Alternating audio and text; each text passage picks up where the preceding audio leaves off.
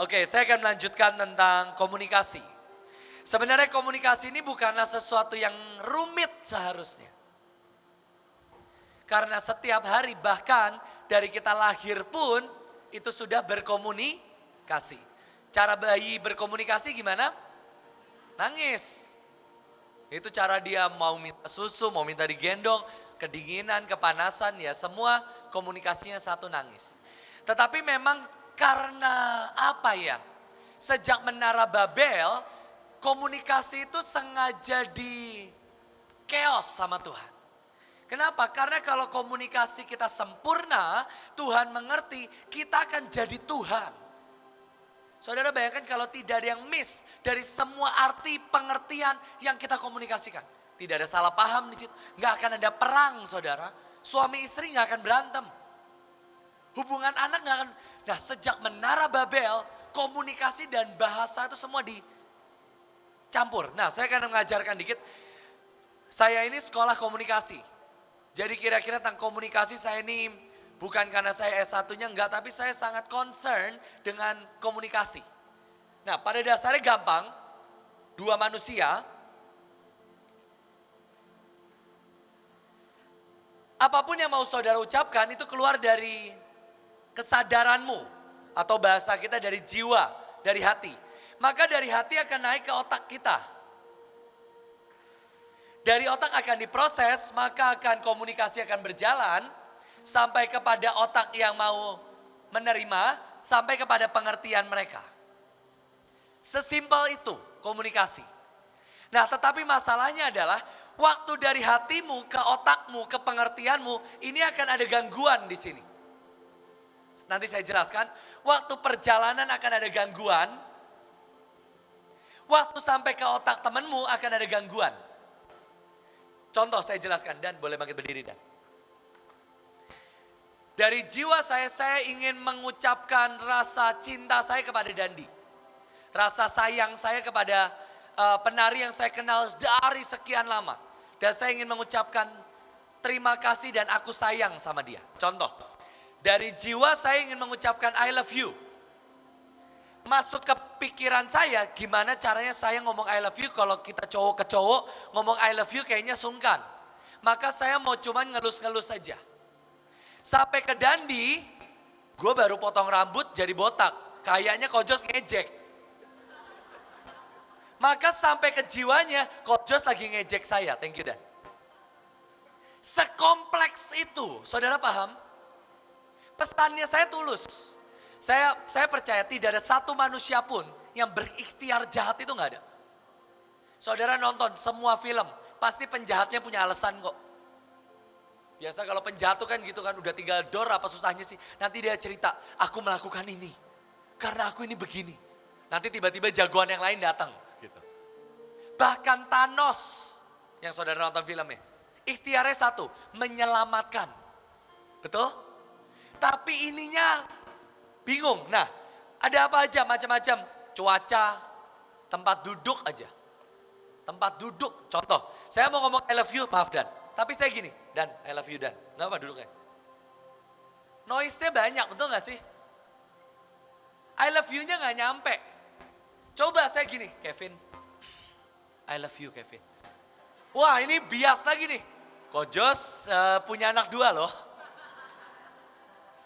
Bahkan secara fisik pun jumlah peserta. Contoh saudara sebanyak ini.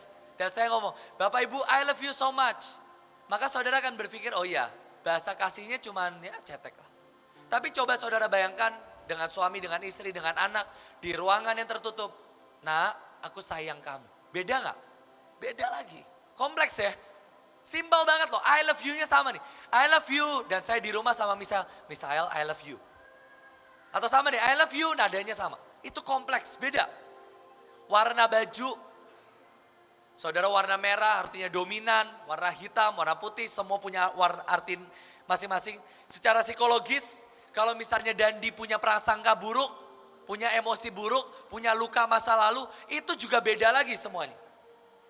Aspek sosial, norma, nilai, budaya orang Chinese beda, budaya orang Manado beda, budaya orang Batak berbeda. Itu semua noise. Waktu Hari, jam, pagi, siang, sore. Nih, semua noise. Otak saya ada noise, di sini ada noise, di sini ada gangguan. Dan semua gangguan ini, apalagi dari Tuhan. Dari Tuhan itu kan berarti Tuhan sampein ke sini, kita cerna lagi. Saya ini kan sering nyampein pesan Tuhan. Sering khotbah lah. Dan biasa kalau khotbah di daerah, maka hamba Tuhan lokal akan menyimpulkan khotbah saya. Betul ya, di daerah. Dan biasanya mereka akan menyimpulkan hanya apa yang mereka mau dengar. Contoh, saya khotbah tentang penginjilan, buka rumah singgah, tentang kedatangan Tuhan. Di terakhir saya ngomong soal persembahan. Maka hamba Tuhan yang akan maju ke depan, seperti kata Bapak tadi, kita harus menabur. Mari kotak persembahan dialirkan. Kenapa ya? Noise.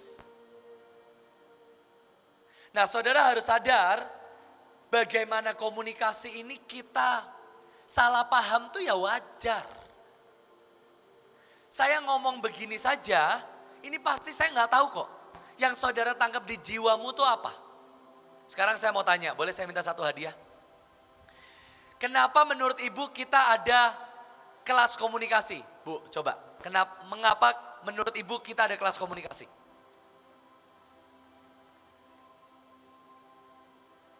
Kelas komunikasi itu artinya Untuk apa? untuk saling mengerti satu sama yang lain. Oke, terima kasih Bu. Boleh kasih tepuk tangan? Untuk mengerti satu sama yang lain. Tapi kalau sekarang saya tanya ke Bapak ini, kenapa kita harus ada kelas komunikasi? Ya tujuan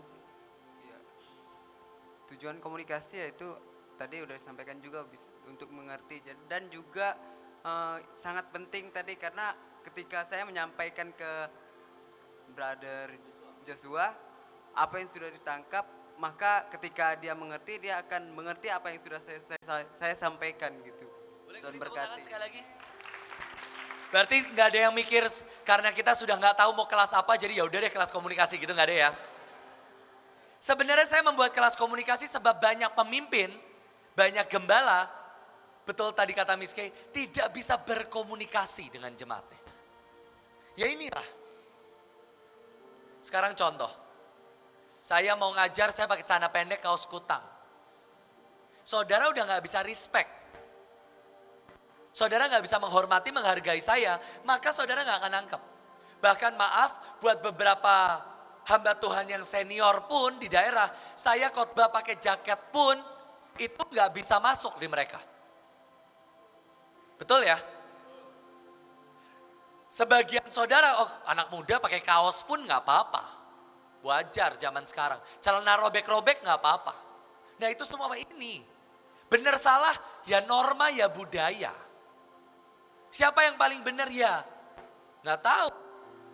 Menurut saya ya boleh-boleh aja. Menurut saudara nggak boleh ya? Beda. Nah saudara harus catat 7%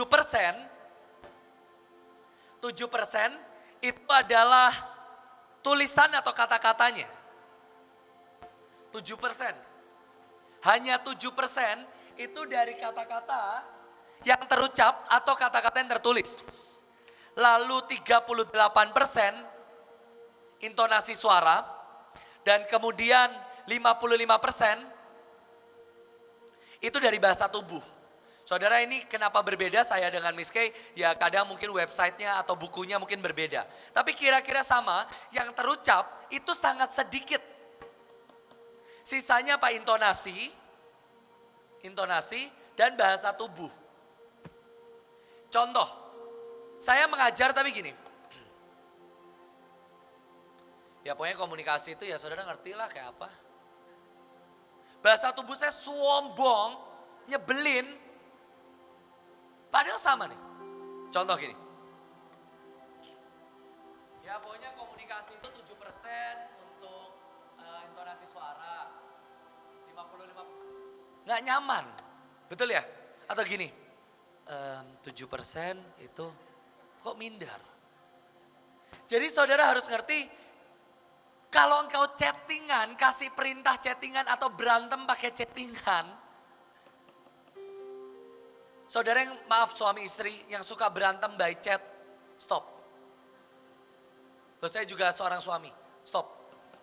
Saudara akan berdebat segala sesuatu tentang 7%.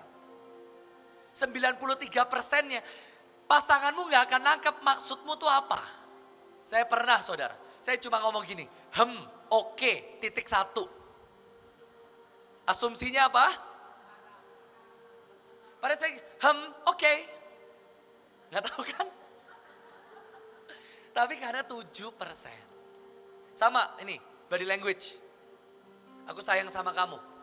Pak, aku sayang sama kamu kan? Beda. Itu semua ini. 55% bahasa tubuhmu. Waktu saudara ketemu orang, shalom. Saya selalu ngajarin ke anak-anak saya. Kalau kamu mau say thank you, bungkuk aja udah. Sekarang social distancing, salaman aja ada orang tadi ya. Yang kalau kita begini tuh artinya kamu nggak menjaga kesehatan. Udah paling benar bungkuk aja, terima kasih. Udah, itu bahasa universal buat saya. Senyum, terima kasih. Saudara nggak ngucap pun 55% nyampe, betul nggak? Daripada saudara terima kasih 7%, mendingan 55% ini nyampe. Nah ini komunikasi. Nanti saudara ketemu jemaat, coba ini.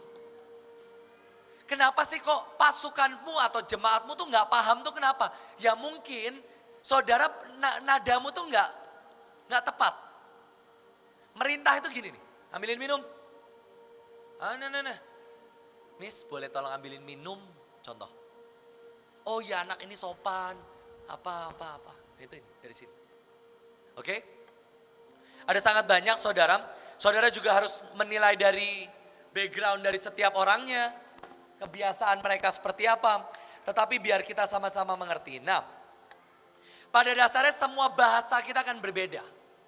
Bahasa Inggris, bahasa Indonesia. Pada dasarnya semua bahasa norma kita akan berbeda. Tapi ada satu bahasa yang pasti kita sama. Namanya language of love. Dan ada satu lagi yang pasti bahasa kita sama. Language of hate.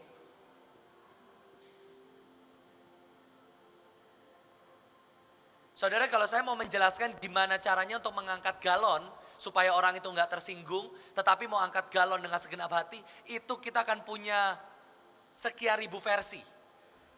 Tetapi bahasa kasih dan bahasa kebencian pasti kita sama. Pada dasarnya saudara tahu, ada 5 bahasa kasih, tapi hari ini saya ingin berkata tentang 5 bahasa kebencian. 5 bahasa kasih, ada words of affirmation. Itu artinya kata-kata yang menguatkan, kata-kata yang sedap didengar, seperti di Alkitab ditulis, itu semua language of love. Tapi kalau engkau mau berkata language of hate, words of discouragement. Semua kata-kata yang bukannya menguatkan, tetapi menjatuhkan. Nanti kita belajar panjang. Contoh, apa susahnya sih kita untuk berkata kameramen, kamu luar biasa hari ini. Kenapa kita harus ngomong, kamu tuh kurang cepat ngikutin aku. Mana yang love, mana yang hate. Yang pertama love, yang kedua hate. Saya cepat aja. Ini ada yang Tuhan katakan dengan sangat luar biasa, saudara. Bahasa kasih yang kedua, quality time. Saudara duduk berdua, bertiga, makan bareng dengan stafmu. Luangkan waktu untuk mendengarkan, quality time. Language of hate, isolation. Saudara diamkan, silent treatment. Nggak mau ketemu dia, kalau ketemu buang muka. Kalau ketemu saudara menghindar. Nggak dikasih kerjaan. Saudara nggak kasih tanggung jawab, kita isolasi. Yang ketiga adalah receiving gifts, bahasa kasih. Menerima hadiah, memberikan hadiah. Istri saya suka kasih saya kado. Waktu mau acara ini pin dari istri saya nih. Saya juga, ya namanya juga istri, bahasa kasihnya gift. Maka dia akan beliin saya pin. Itu artinya I love you. Bahasa I love you saya adalah service. Saya anterin dia pulang, lebih awal. Tetapi bahasa kebencian, language of hate, ignorance. Gak peduli. Mau dia potong rambut, mau dia salah pakai seragam, gak peduli. Bahasa kasih act of service, artinya melayani. Bahasa kebencian neglectment. Neglectment itu artinya seperti menganggap dia gak ada itu. Udah saudara kan eye contact. Di skip satu orang. Dan terakhir physical touch. Pelukan, dipuk-puk kepalanya, dibelai. Bahasa kebenciannya adalah violence. Atau kekerasan. Saudara gak perlu menjelaskan.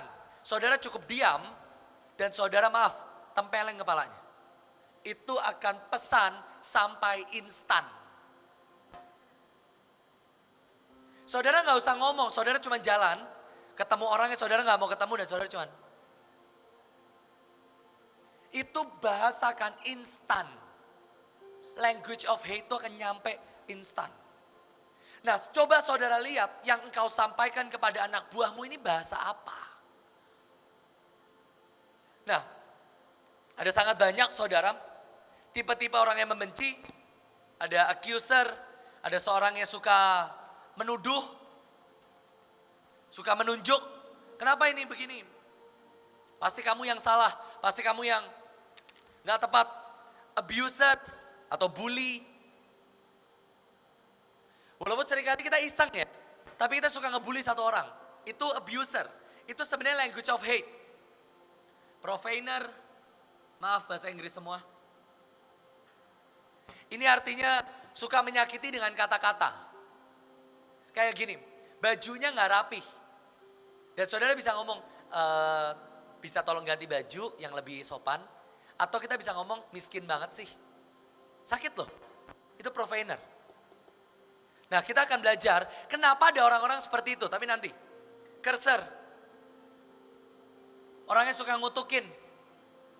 Anak pembawa sial lah. Bego lah apa maaf. Starer. Orangnya suka menatap dan membuli secara inverbal. Suka natap. Condemner. Orangnya suka menghakimi, mengkritik, meremehkan.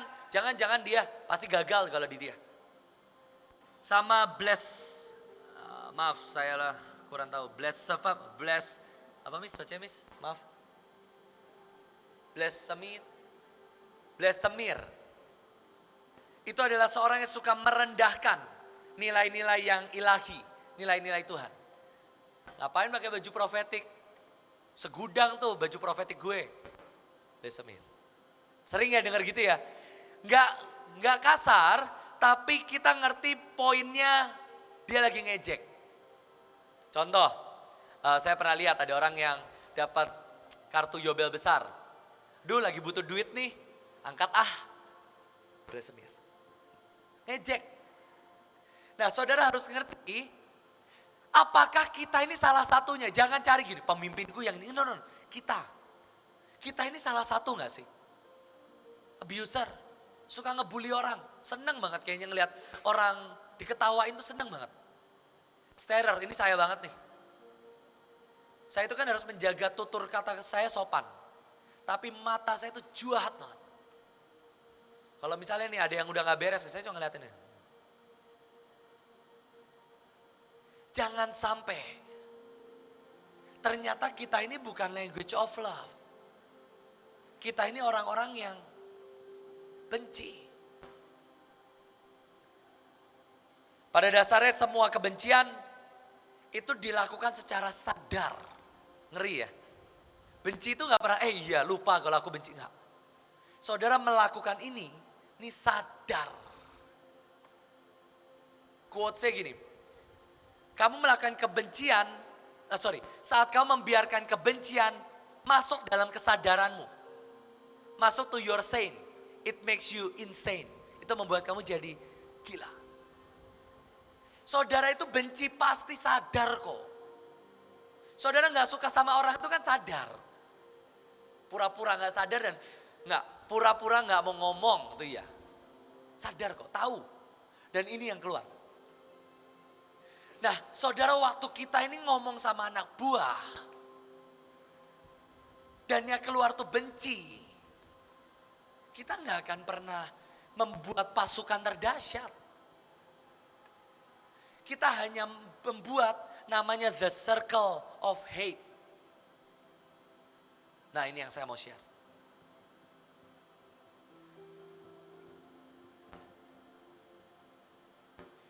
Kalau saudara mau berkomunikasi dengan baik dengan anak buahmu, coba cek hatimu dulu. Saudara harus ngerti, kita ini harus stop the circle of hate. Gak boleh muter lagi. Nah, seberapa sering kita pemimpin ini dilukain? Anak buah. Seberapa sering kita ini luka kok dasarnya. Saya ini orang luka kok. Ya saya terbuka sedikit. Mungkin buat saudara nggak serius, tapi itu luka yang saya alami. Lukanya saya ini apa? Saya ini adalah orang yang selalu memberikan yang terbaik. Saya akan coba kasih yang terbaik yang bisa saya kasih. Act of service, language of love saya. Jadi buat Tuhan pun act of service. Begitu saya sudah pelayanan memberi yang terbaik, dan tiba-tiba pemimpin saya Ibu Iin tidak memuji dan tiba-tiba memuji orang lain yang menurut saya nggak baik. Enggak, itu jelek. Saya udah kasih 100% dan saya dapat nilai 90 dan saya lihat teman saya dapat nilai 7 dan dia yang dipuji saya enggak, 9 loh. Itu saya luka. Nah, luka itu kan saya bawa. Saya ketemu anak buah saya, anak-anak. Lukanya masih enggak? Masih. Kecenderungan saya akan melanjutkan melukai. Di tengah rapat, ada si orang yang dipuji. Dipuji lagi.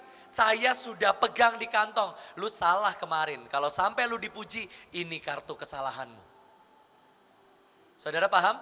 Wah bagus banget, Asyar bagus banget.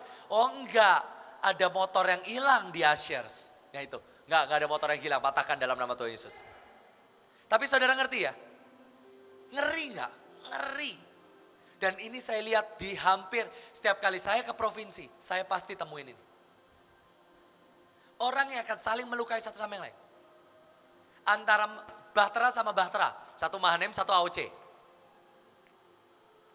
Satu pasukan sama satu pasukan yang lain. Sesama unit aja. Ini kan di sini ada sekolah di belakang. Ada pemusik, ada penari, ada anak muda, ada media, semua. Dan kita semua kan tanpa sadar. Itu tanpa sadar. Nah mari kita buka Alkitab. Ini coba ya. Hakim-Hakim 8 ayat 1. Ini namanya language of hate. Coba. Hakim-Hakim 8 ayat 1. Kebencian akan menghasilkan kebencian. Tapi kita coba lihat. Lalu berkatalah orang-orang Efraim kepada Gideon. Orang Efraim ya. Apa macam perbuatanmu ini terhadap kami? Mengapa engkau tidak memanggil kami? Saudara harus ngerti. Ini ceritanya mereka habis perang. Gideon habis perang. Efraim datang. Kamu perang kok gak ngajak-ngajak? Loh gue udah capek begini. Tapi Gideon pintar. Gideon ngomongnya gini. Lalu mereka menyesali dia dengan sangat. Tapi Gideon jawab apa? Apa perbuatanku dalam hal ini jika dibandingkan dengan? Gideon tuh ngomong gini. Aduh Efraim, aku ini gak ada apa-apanya banding kamu. Ini perkara kecil, biarkan aku saja.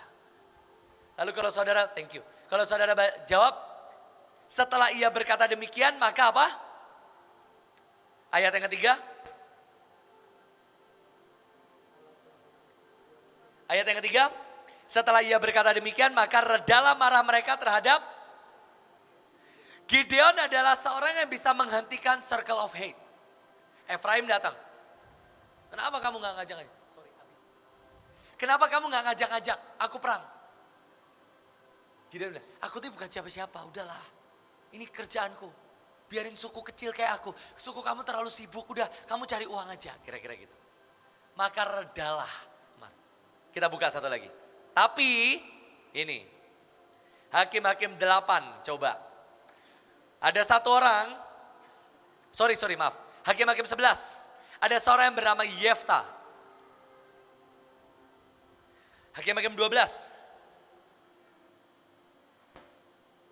Ayat yang pertama. Dikerahkanlah orang Efraim. Hakim-Hakim 12 ayat yang pertama. Dan bertanya kepada Yefta. Sama ya. Orang Efraim lagi nih. Mengapa engkau bergerak dan tidak memanggil aku? Sebab itu kami akan membakar rumahmu bersama-sama. Hate, sama gak? Orang Efraim itu emang penuh dengan hate. Ayat yang kedua, yuk baca bersama-sama yuk. Tapi jawab Yefta, aku dan rakyatku telah terlibat dalam peperangan yang hebat dengan Bani Amon. Lalu aku memanggil kamu tetapi kamu tidak datang menyelamatkan aku dari tangan mereka. Ketika aku lihat bahwa tidak ada yang datang, maka aku perang sendiri. Lalu di ayat yang keempat, kemudian Yefta mengumpulkan semua orang Gilead. Lalu apa? Lalu apa? Dan sekian puluh ribu orang mati. Yefta itu orang luka. Gideon kelemahannya itu pengecut, insecure. Tapi dia punya keluarga yang mendukung. Jadi dia gak punya luka. Yefta seorang yang tertolak. Circle of hate-nya udah panjang. Saya gak usah panjang lebar. Dia tertolak, dia diusir. Begitu Efraim datang, kok kamu gak ngajak? Kelarlah Efraim. Udahlah gak usah banyak bacot ya, ayo sini gebuk-gebukannya kita. Itu Yefta.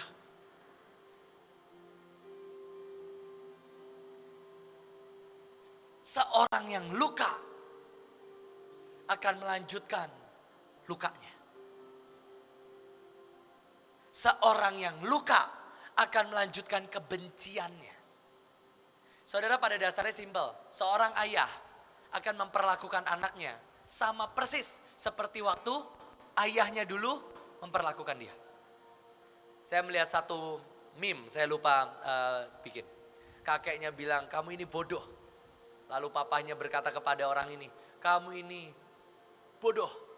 Lalu bapak ini berkata, aku mengasihimu kepada anaknya. Kebencian harus berhenti. Kebencian ini gak boleh dilanjutkan.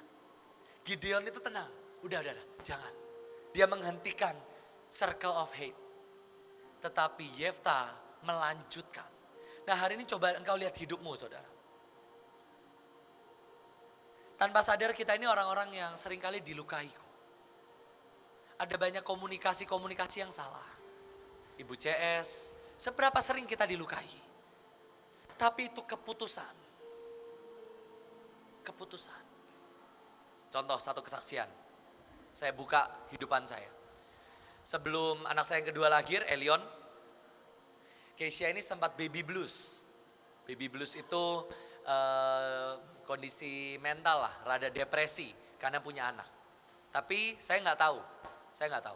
Tapi bersyukur tadi Miss Kay sudah nunjukin, saya ini punya kenabian dan kekuatan interpersonal. Jadi saya ini emang bisa ngerti orang. Kalau saya suka bercanda sama Keisha, I can read soul. Saya memang bisa membaca jiwa orang. Jadi saya cuma tahu ada something wrong sama istri saya. Tapi saya nggak tahu apa.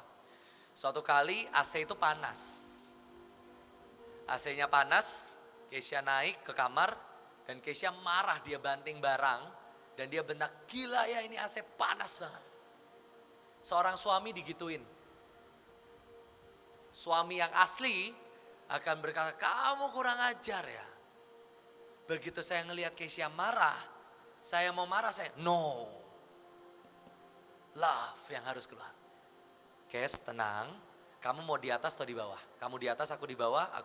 Kamu di bawah, aku di atas. Kita menenangkan diri. Kamu tenang, nanti malam kita ngobrol. Singkat cerita Keisha turun. Malamnya di ranjang saya ngobrol. Kamu kenapa? Nangis. Saya ini takut gak bisa ngerawat anak. Selesai. Gak ada. Silent treatment gak ada. Berantem sampai berepisode-episode gak ada. Kayak tersanjung gak ada. Istri loh. Saudara yang suami egonya kan kebayang kan kayak apa. Baru ganti AC yang lebih hemat, lebih irit. Saya pikir istri saya naik AC baru lebih panas dari AC sebelumnya. Banting barang, gila ini AC panas banget. Egomu gak kecoel-coel tuh. Kecoel lah. Saya no. Saya tidak akan melanjutkan. Stop. Papa saya juga seringkali. Papa saya seringkali kalau udah capek, keluarlah semua. Duri-durinya, duri kaktusnya. Tenang, jangan dibalas. Embrace dengan cinta. Seringkali orang itu kepredik kok. Orang capek, orang ngantuk, orang lapar. Betul ya? Orang marah itu alasannya cuma dua. Satu, ada hal yang dia tidak bisa ubah. Apa? Traffic, macet, dan dia telat. Kan nggak bisa diubah. Kalau dia bisa ubah, dia marah nggak? Enggak. Kedua, lapar atau ngantuk. Udah selesai. Kalau suamimu marah-marah, dua, kondisi yang dia tidak bisa ubah. Gajian, soal uang, soal apa kan dia nggak bisa ubah. Yang kedua, capek.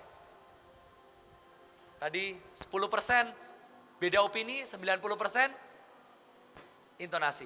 Gak usah marah. Selesai. Seringkali kan gitu ya, suami udah capek kerja. Betul ya? Sampai rumah, istri capek ngerawat anak. Suami pengen nunjukin nih, gua tuh lagi capek. Dengan cara apa? Ini kok piring kotor. Istri saya itu nggak teliti. Jadi kalau cuci piring tuh suka nyisa. Saya itu orang yang perfeksionis, bukan perfeksionis lah. Ya rada begitulah, gitu. Rada melankolis yang nggak perlu gitu ya. Kayak sendok di kiri, garpu di kanan. Nah itu emang nggak penting tapi ya itulah, maafkan saya. Jadi begitu lihat piring itu kotor, saya itu pasti risih, nggak suka. Kalau saya orang yang di circle of hate, saya akan marah. Kamu istri ya, keluar, kebenciannya keluar ya. Accuser keluar, abuser keluar, profaner, curser, semua keluar. Saya enggak. Guys, kita hire mbak aja yuk. Supaya kita enggak berantem, paling bayar mbak berapa, kita akan saling mencintai. Udah ya, selesai. Saya putus, no, selesai. Kebencian enggak boleh. Papa saya itu dulu zaman dinosaurus masih main bola. Seorang yang sangat pemarah. Apalagi sama ibu Iin. Dulu zaman dinosaurus. Sekarang udah enggak. Dan itu ada di alam bawah sadar saya. Tapi begitu saya ngerti cinta harus mengalahkan kebencian. Saya ngelihat piring kotor, saya ngelihat di lantai kotor, nggak usah berantem. Mbak, tolong. Satu lagi, saya buka ya sebelum nanti masuk lagi. Istri saya itu punya satu kebiasaan, kami berdua punya lah, semua kita punya. Kalau saya ini udah kebanyakan ketemu orang, saya minta waktu tidak ketemu orang. Kayak contoh nih, ini saya 3 hari udah ketemu saudara semua kan, saya udah chat istri saya, Kes, Sabtu selesai kebaktian saya mau masuk goa, jangan jumpai saya. Sampai malam, itu kebiasaan aneh saya saudara. Saya itu ketemu saudara salaman apa, 2 hari 3 hari saya kuat. 4 hari mental breakdance saya saudara, minta breakdown. Saya gak kuat saudara, bukan saya benci saudara. Jiwa, itu jiwa. Nah istri saya juga sama. Istri saya itu kalau udah sampai mumat, dia itu harus marah. Harus meluapkan marahnya. Nah istri saya kalau udah saya nyetir dan dia ngomel-ngomel terus. Ini ya gini. Kes, kamu mau ke restoran atau mau belanja yang kamu bisa marahin waitress. Maka saya akan anterin, kamu mau restoran apapun gua anterin. Yang penting jangan marahin suamimu yang ganteng ini. Anterin, saya perlu ke tempat yang susah untuk dimasak. Oke, kamu apa? Mau pizza? Nanti dia akan datang ke tempat pizza. Saya mau pizza yang ada kejunya, saya bayar lebih, ada dagingnya, tapi dipotongnya kotak. Kalau dia nggak bisa ngasih, dia akan marah. Saya tunggu di mobil, terusin. Udah selesai? Pak, saya bayar, saya kasih tips. Maafkan istri saya, Pak. Let's go, Kesia, kita pulang. Selesai. Saya nggak kena omel. Shalom di rumah tangga kami. Selesai. Kalau saya udah capek ketemu orang, saya tuh kan pegang handphone atau main komputer dan saya cuma diem aja. Kalau kata istri saya tuh butuh 15 menit loading di rumah gini. Nanti istri saya kan ngomong dan saya kan cuma Istri saya ngerti kalau hate, kamu suami gak bisa mendengarkan istri.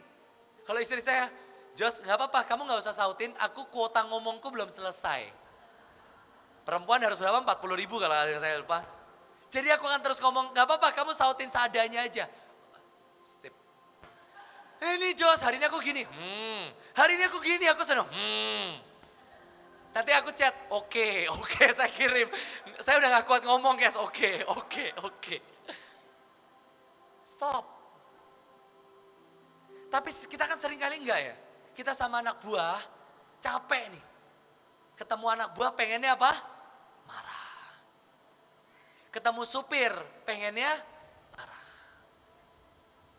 Tapi coba, jadilah orang-orang yang menghentikan semua language of hate. Saudara bayangkan kekuatan dari komunikasi. Komunikasilah yang menghentikan seorang nabi yang menurunkan api dari langit. Elia berhenti hanya karena komunikasi. Aku bunuh engkau, aku bunuh engkau. Suara dari siapa? Isabel. Komunikasilah yang membuat anak-anak dari kota mati saat dia mengatakan kepada Elisa, botak, botak. Dan Elisa mengutuk. Dan komunikasi yang sama membuat anak-anak itu dicabik-cabik oleh beruang. Saudara bisa bayangkan kekuatan dari komunikasi. Komunikasilah yang membuat Daud menjadi seorang yang dicintai Tuhan. Responnya selalu benar saat dia dikutuki oleh Simei. Dia berkata, biarlah ia mengutuk. Biarlah kalau Tuhan berfirman, kenapa kita harus menolaknya? Komunikasi yang membuat Daud dipakai Tuhan. Nah, sekarang saya mau cek dirimu. Waktu engkau dilukai, responmu itu apa? Jangan sampai engkau pakai luka yang sama untuk melukai anak buahmu. Itulah yang membuat komunikasi dari setiap keluarga, setiap pelayanan, ujungnya gagal. Luka. Kita ini memimpin karena insecure. Saudara ngerti? Saudara tidak berani menegur karena engkau pernah ditinggal jemaatmu. Udahlah jangan ditegur, dia mau lakuin yang baik, lakuin yang salah. Udah baik-baikin aja. Dasarnya luka. Itu sama. Circle of hate. Di Alkitab ditulis, didiklah anak-anak. Saya berdoa, kita ini bisa menghentikan semua lingkaran kebencian. Caranya gimana? Nah ini. Ada bahasa kasih yang saudara harus ngerti. Semua anak didikmu, anak jasmani, anak rohani, anak jiwani, membutuhkan keamanan, security. Mereka perlu tahu mereka ini ada yang melindungi mereka. Sorry, Dan, boleh tolong hapusin? Maaf. Semua anak perlu tahu kalau mereka aman. Kapanpun mereka butuh makan, pasti ada makanan di gerejamu. Saya suka anak-anak youth itu kalau mereka ketilang polisi, mereka orang tuanya apalah, mereka kaburnya itu ke tempat saya. Dan ya satu sisi sih kadang risih juga, tapi satu sisi saya melihat berarti saya ini udah jadi shelter, jadi rumah buat mereka. Ada anak kabur dari rumah, papanya nyariin ke saya. Saya bilang, anak om tidak akan nakal-nakal, pasti ada di rumah saya. Benar saudara, saya cek, benar anaknya ada di rumah saya. Tenang om, di rumah saya aman, ada makanan kok. Udah anak om pasti baik di rumah saya. Malah saya suruh beres-beres rumah. Om lagi kesel kan, udah nyapu yang banyak. Semua orang butuh security. Saya hapus aja ya bahasa hate-nya.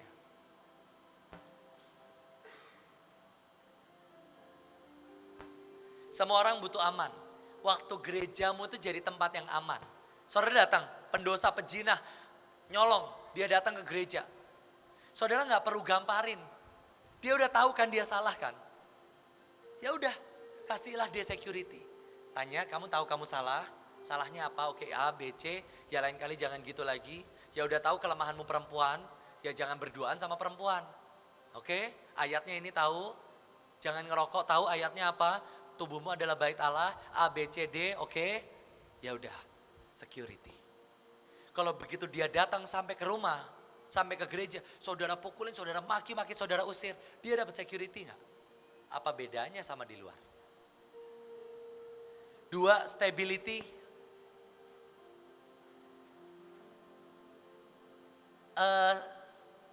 Stabil. Konsisten. Saudara itu nggak baik hari ini, jahat besok. Saudara jadi papa, ya jadi ayah, jadi ayah. Jadi gembala, bukan berubah-berubah. Labil, ada ya yang labil ya, yang kadang marah, kadang baik. Mereka semua butuh emotional support.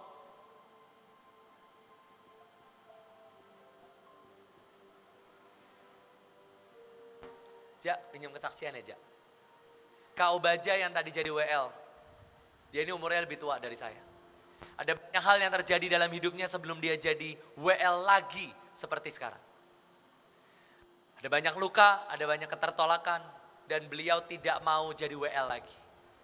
Dan suatu kali kami mulai pelayanan youth kami 5-6 tahun yang lalu, youth, dan beliau datang mendaftar menjadi tukang sampah. Obaja. Dan saya bilang, enggak Ja, aku mau kamu balik jadi WL. Enggak mungkin, enggak bisa. Emotional support. Bisa aja. Bisa. Ibu In selalu bilang tentang kodok yang berubah jadi pangeran. Dan saya berkata, saya akan mencium kodokku sendiri sampai dia berubah jadi pangeran. Support. Kalau hari ini setiap kali saya lihat dia mengajak semua kita joget dangdut. Sampai malam saya sama istri saya. Hatiku rindu. Tuhan. Nanti istri saya jadi drummer, kalau enggak istri saya nyanyi, saya drummernya. Itu Obaja. Mereka semua butuh di support. Anakmu perlu disupport. Saat mereka gagal di pelayanan, mereka perlu di support.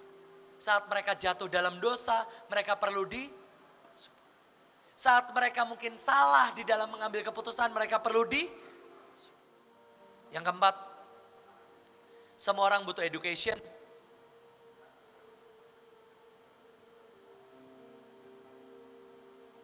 Semua orang perlu engkau upgrade, anak-anakmu perlu engkau latih. Itu adalah bagian dari parenting, bagian sebagai orang tua yang baik. Itu adalah engkau mendidik anak-anak. Saya suka kemarin ngobrol sama Cikes. Kalau ada orang bilang jangan mendidik anakmu dengan keras, pasti dia belum punya anak. Masa iya anak guling-guling gak kita tegur? Saya ngelihat sih iya sih, saya punya anak ya. Kadang memang menyakitkan untuk mendidik mereka. Anak saya ya semua anak suka gadget ya, suka main handphone, suka nonton TV. Dan saya sebagai seorang ayah saya harus mendidik, gak boleh nonton TV kelamaan. Wah nangis guling-guling. Gak tega gak? Gak tega. Lebih gampang mana nyalain TV atau lihat dia guling-guling? Nyalain TV lah. Makanya buat semua orang tua yang suka ngasihin iPad, kalau anaknya lagi gerung-gerung, didik. Anak saya itu umur 1,5 tahun. Kita tidur di kamar papa, tapi enggak nonton TV. Ngangguk-ngangguk. Sampai atas, berani ngambil remote pun tidak loh. 1,5 tahun. Ngambil remote pun tidak. Tapi kalau bilang nonton, dia akan langsung ambil remote kasihin ke saya. Education. Semua anak, semua orang perlu dididik. Jangan takut untuk mendidik. Itu pesan saya. Didik dengan kasih. Kalau pelampiasan ya itu salah. Didik dengan kasih, karena cinta kamu marahin dia. Itu karena cinta saya ngelarang dia nonton itu karena cinta. Bukan karena saya benci, bukan karena saya malas. Tadi malam ini cerita ya 15 menit lagi. Tadi malam kita semua capek ya. Saya jemput anak saya udah mau tidur di mobil. Begitu sampai mobil matanya kembali 100 watt saudara. Seger. Kita ajak main sebentar, jam 10, jam 11 belum mau tidur. Saya panggil bibi-bibi yang biasa jagain. Begitu saya oper ke bibi nangis, maunya main di kamar saya. Kami bilang ini kalau kita nyalain TV gampang, kita bisa tidur, dia biarin nonton sampai ketiduran. Saya bilang enggak, saya kekeh dia enggak boleh nonton malam ini. Dia harus baca Alkitab, apalah main yang lain. Saya temenin sampai setengah 12, sampai 12 kurang. Lari-lari di rumah kejar-kejaran saudara. Dia manjat lemari TV, sampai TV-nya kami pegangin, sampai listrik kami cabutin, wah guling-guling main, ketawa-ketawa. Udah terakhir, oke udah capek belum guys? Udah, yuk keluarkan jurus. Kalau Miel tuh tidurinnya gampang. Keisha gendong, saya ambil gitar. Jreng, Shekena Rapasoko, tidur saudara. Keseringan kebaktian. Wah pokoknya bahasa roh, ngegas saya doa perang, tidur sendiri deh. Tidur jam 12 kurang, kami baru tidur saudara. Tapi education. Saya lebih milih bayar tidur malam. Asal saya bisa mendidik. Jangan nonton kebanyakan. Nonton itu gak baik. Udah kamu dengerin papa nyanyi aja. Education. Selanjutnya. Ada role model. Role model. Percayalah anak-anak saudara jemaatmu adalah versi lain dari kamu. Kalau saudara melihat anakmu malas, pasti saudaranya, pasti engkau ada malesnya. Itu yang pasti dilihat anak. Saudara mungkin bisa khotbah 5 jam, pulang sisanya 19 jamnya saudara tidur di rumah. Itu yang terekam sama anakmu. Role model. Makanya saudara lihat anak-anak youth yang pelayanan. Tidak ada yang pakai celana robek-robek. Pasti semua minimal kemeja. Jaket masih iya. Kenapa role modelnya gitu? Kalau ada hamba Tuhan lain, kalau ada Coach Stephen, ada apa. Mungkin celana robek-robek dan apakah itu salah? Komunikasi, budaya, terserah. Tapi mereka ngelihat saya pasti minimal jeans atau celana bahan. Tapi gak akan robek-robek. Saya gak punya baju robek. Kecuali kaos kaki robek saudara. Itu karena ngirit ya. Role model. Anak-anakmu, jemaatmu pasti versi lain dari kamu. Dah, saudara percaya itu aja. Saudara orangnya rapi, ngambilin sampah, pasti anak-anakmu seperti itu. Saudara mau tahu Mahanaim seperti apa? Ya lihat aja semua panitianya seperti apa. Yang satu yang pasti paling kelihatan, kerja keras. Itu yang pasti paling kelihatan. Ya Mahanaim ya kira-kira gitulah. Semua ada role modelnya. Dan jadilah role model yang baik. Dan terakhir, 6 aja cukup. Yang paling penting adalah love. Cinta. Cinta itu dalam bentuk apa aja? Banyak. Tadi ada language of love. Saudara bisa peluk. Kevin, sini Vin. Saya suka kalau misalnya ketemu, rangkul. Tepuk-tepuk. Ini gak ada perjinahan di sini saudara. Sini, Kaylin. Ini adiknya. Nih. Kalau kita rangkulan ini gak ada perjinahan, gak ada seks bebas di sini saudara. Ini kami memberitakan cinta Tuhan. Boleh ke kiri kanannya, ditepuk-tepuk kiri kanannya. Tidak ada perjinahan kan saudara? All good kan? Aman ya? Jangan alergi gitu loh. Oke, thank you Kevin. Kita ini orang Indonesia suka sungkan. Kalau saya di Australia, sama saudara saya di Australia, begitu sampai itu langsung dipeluk, cium pipi kiri, cium pipi kanan. Apalagi Belanda. Bu Yusak itu kan Belanda, keluarganya Belanda semua. Ketemu, baik tante-tante, baik saudara sepupu saya yang cewek-cewek, pasti cium pipi kiri, cium pipi kanan. Saya risih ya, enggak, harus 3 kali. Kalau Belanda 3 kali, kiri, kanan, kiri. Itu bahasa kasih. Ya di Indonesia jangan lah ya. Walaupun bahasa Alkitab itu cium kudus. Saya belum pernah sih mencium kudus obaja, belum pernah. Tapi itu kata Alkitab. Tapi minimal kamu peluk, rangkul. Note saya satu. Kalau saudara tidak berani memeluk anakmu, jemaatmu, akan ada om-om dan tante-tante yang memeluk mereka. Saya ulang.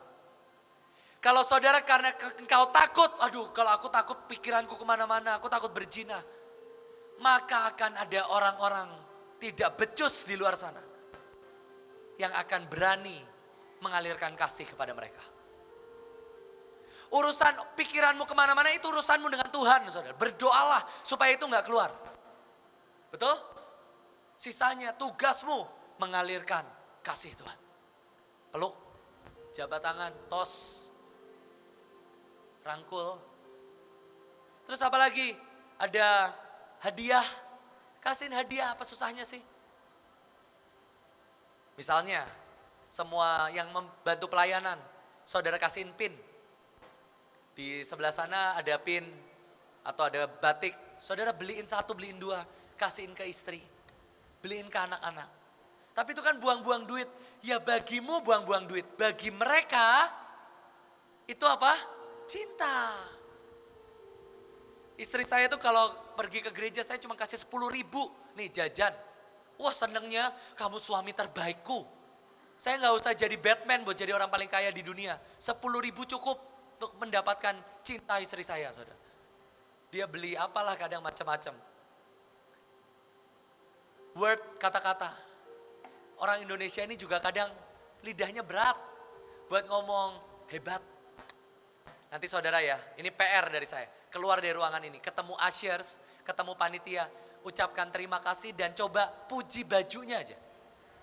Puji rambutnya aja. Misalnya gini, rambutnya bagus miss hari ini. Itu cinta loh.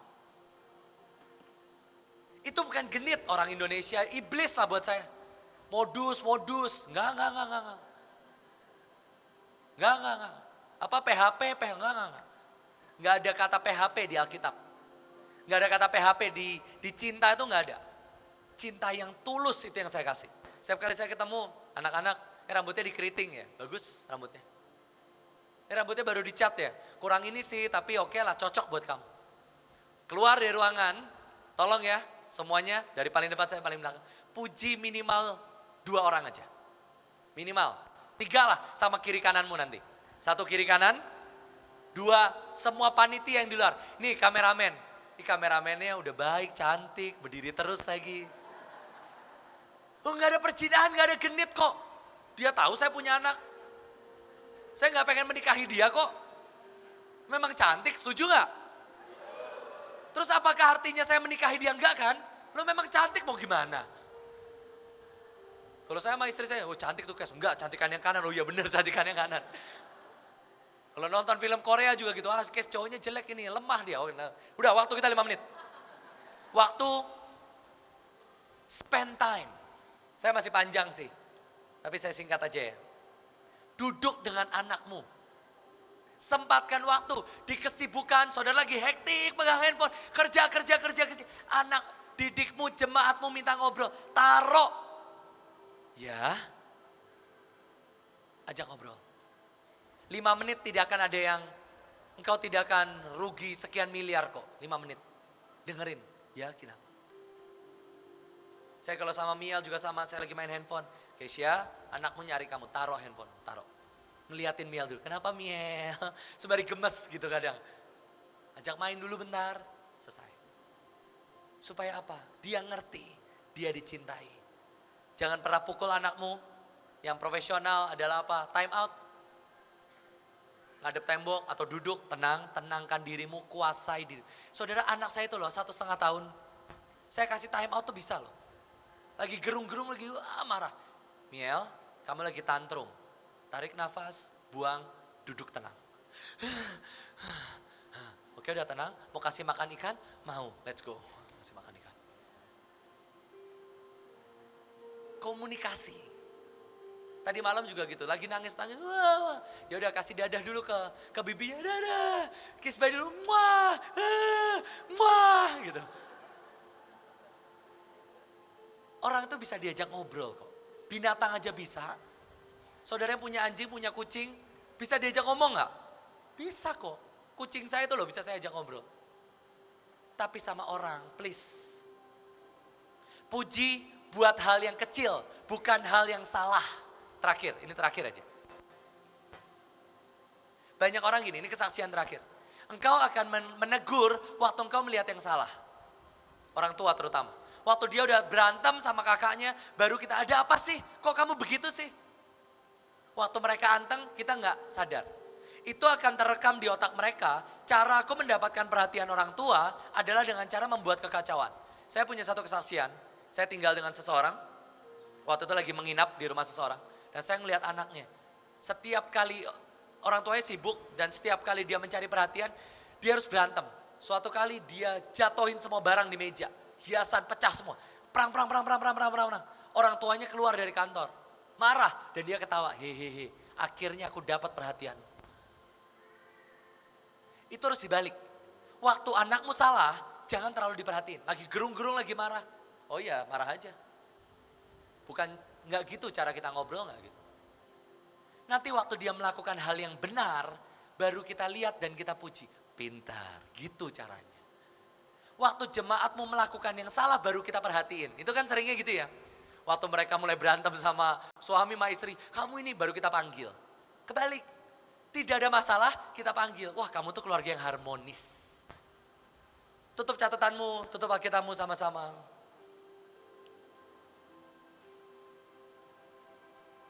Jadilah orang-orang yang mengalirkan komunikasi bahasa cinta. Boleh kasih tepuk tangan buat 2 penari yang megangin papan tulis kita sama-sama. Gak ada salahnya tepuk tangan kan? Papa saya suka ngajarin, tapi waktu kita udah gak cukup. Kalau kamu kalah dan orang lain menang, tepukin tangan yang menang. Kenapa? Ya memang dia menang, kasih tepuk tangan. Kalau kamu kalah, selebrasi nanti kapan-kapan kita belajar. Tapi saya berdoa, kita ini jadi orang-orang yang mengalirkan kasih. Ingat PR dari saya. Keluar dari ruangan ini. Ada guru, ada CS. Ucapkan pujian, bukan cuma terima kasih ya. Lihat bajunya, lihat mukanya, lihat rambutnya. Kamu ganteng. Soundman itu loh, jarang kan dipuji soundman. Kalau nguing baru kita ngeliat, itu salah. Waktu bagus kita lihat. Waktu nguing, ya namanya juga ada masalah, gak usah diliatin. Paham ya? Itu kan bahasa yang kita gak sadar, setuju? Waktu semua baik kita gak nengok. Waktu salah kita nengok. Kebalik. Waktu bagus kita nengok. Waktu salah gak usah diliatin kesalahannya. Itu kesalahan dari Ham. Tutup Alkitabmu, tutup matamu sama-sama.